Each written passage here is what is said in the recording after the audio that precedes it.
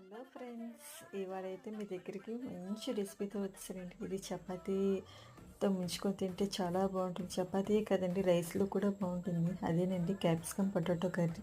మరి ఎలాగో ఏంటో సింపుల్గా చూసేద్దామా. ముందుగా క్యాప్సికమ్ పొటాటో తీసుకోవాలండి.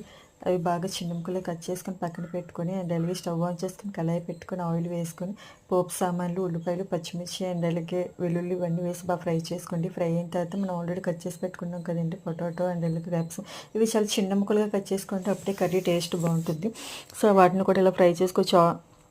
సాల్ట్ కూడా వేసుకొని బాగా ఫ్రై చేసుకొని, అండ్ అలాగే తర్వాత కారం కూడా వేసుకొని, అండ్ అలాగే టమాటోస్ కూడా వేసుకొని బాగా ఫ్రై చేసుకోవాలండి. ఫ్రై అయిన తర్వాత ఇదంతా నూనెలోనే ఉడికించుకోవాలండి, వాటర్ ఎక్కడ యాడ్ చేయకూడదు.